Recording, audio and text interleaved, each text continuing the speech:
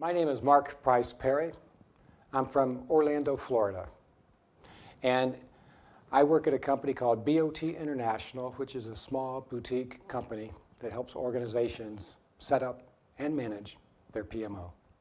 Today, I was invited to talk about some of my PMO management convictions.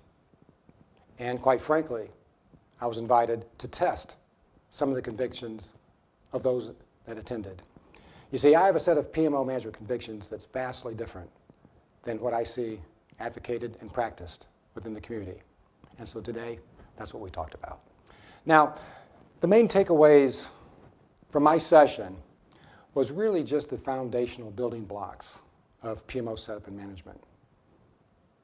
Those building blocks are truly understanding the purpose of the PMO, the purpose of project management, and using sensible guidance for setting up and managing the PMO.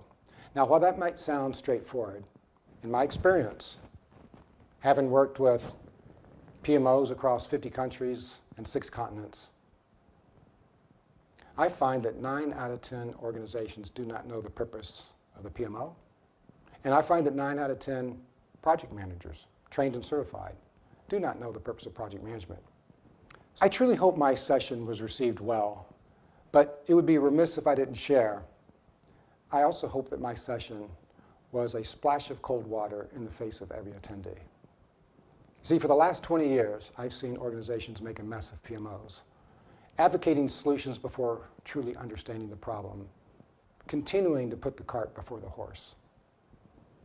This leads to PMO difficulties, and in many cases, PMO failures. This leads to PMO managers losing their job. But it doesn't have to be that way. And I hope the attendees saw ways they can do a better job.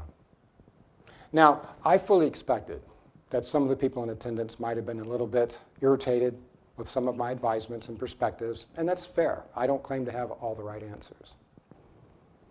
And in fact, one of the things that I always share is if all of the advisements and approaches and perspectives that I have shared do not resonate, there is one PMO Golden Rule that's truly important to know and abide by.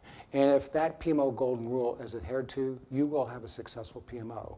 And what I'd like to share with the PMO community is the PMO Golden Rule, which is, it's not your PMO.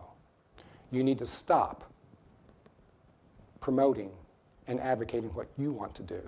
You need to start listening and eliciting from the leadership team that which they need their PMO to do, and the value of doing that.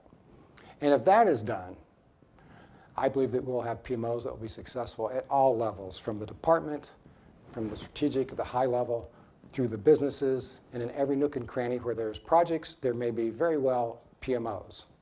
But we have to stop putting the cart before the horse. And one last thought I would like to share. I would like to have people have a slight change in their thinking. While how we do things is important, processes, tools, the means to the end. While that truly is important, and I don't mean to diminish that, I would like to encourage people to have a different thinking about maturity. And I'd like them to think about maturity in terms of that which is achieved. You see, I view PMO maturity as a PMO that successfully fulfills and achieves its mandate year after year. I don't view maturity as how well we do things. So I invite the PMO practicing community to have a small change in their thinking, and I promise you, you'll have a big change in PMO outcome.